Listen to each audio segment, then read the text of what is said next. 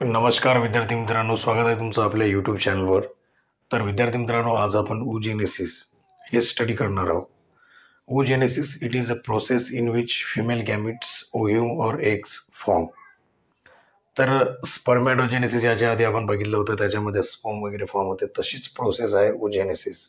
या प्रोसेसमध्ये haploid female गॅमिट that is ओव्ह्यूम or eggs is a form. Process of formation of haploid female gamete that is ovum or eggs from diploid germinal epithelium. तर germinal epithelium हे ओव्हरीमध्ये असते आणि ओव्हरीमध्ये हे oogenesis process होते.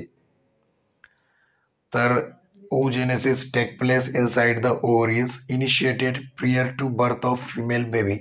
म्हणजे female बेबीच्या बर्थच्या अगोदर ही प्रोसेस ओव्हरीमध्ये होते. आणि तर ही जी प्रोसेस आहे फिमेल बेबीमध्ये प्रियर टू बर्थ ही प्रोसेस इनिशिएट होते. आणि मॅच्युरेशन जेव्हा मॅच्युरिटीला येते फिमेल, जेव्हा मॅच्युरेशन फेज येते तेव्हा हे ओव्ह्यूम वगैरे त्या ओव्हरीमध्ये फॉर्म होतात. तर ही डायग्राम आहे. या डायग्राममध्ये there are 3 phase like spermatogenesis in a oogenesis. Oogenesis that is formation of a ovum and spermatogenesis that is formation of a sperm. तर याच्या आधी आपण स्पर्मॅटोजेनेसिस मध्ये बघितलं होतं. आता oogenesis बघणार आहोत. तर oogenesis हे जे प्रोसेस आहे याच्यामध्ये 3 फेज आहेत: multiplication phase, growth phase, maturation phase. तर मल्टिप्लिकेशन फेज मध्ये मायटोसिस डिव्हिजन होते. म्हणजे primary germ cells PGC diploid आहे. या सेल पासून एका सेलचे 2 सेल फॉर्म होतात, नंतर 2 चे 4, त्याला आपण ओगोनिया म्हणतो.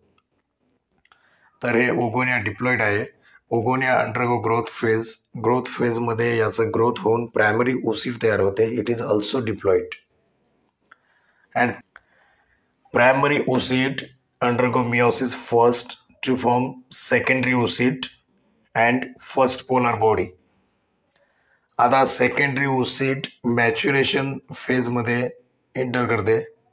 तर याचं मॅच्युरेशन फेजमध्ये जेव्हा फिमेल मॅच्युरिटीला येते तेव्हा फिमेलच्या ओव्हरीमध्ये सेकंडरी ओसीड मॅच्युरेशन फेजमध्ये एंटर होते आणि नंतर secondary oocyte proceed meiosis second to form a ovum and polar bodies.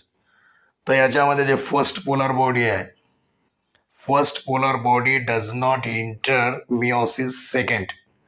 Secondary oocyte enter in a meiosis second, हे लक्षात ठेवा. And at the end of oogenesis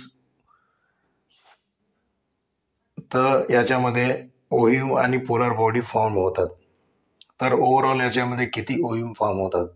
आता सिंगल हे एका ओगोनियापासून एक ओव्ह्यूम फॉर्म व्हायले आणि 3 पोलर बॉडी. तर आपल्याजवळ 4 ओगोनिया आहेत. 4 ओगोनियापासून 4 ओव्ह्यूम. म्हणजे oogenesis प्रोसेसमध्ये 4 ओव्ह्यूम at the end of oogenesis, 4 ovum and 12 polar bodies are formed. Polar body are formed at the end of oogenesis process. तर ही प्रोसेस आहे ना अशी आहे. तर आजचा व्हिडिओ आवडला असेल तर लाईक करा, शेअर करा, सबस्क्राईब करा, कमेंट करा आणि फेसबुक पेजला फॉलो करा.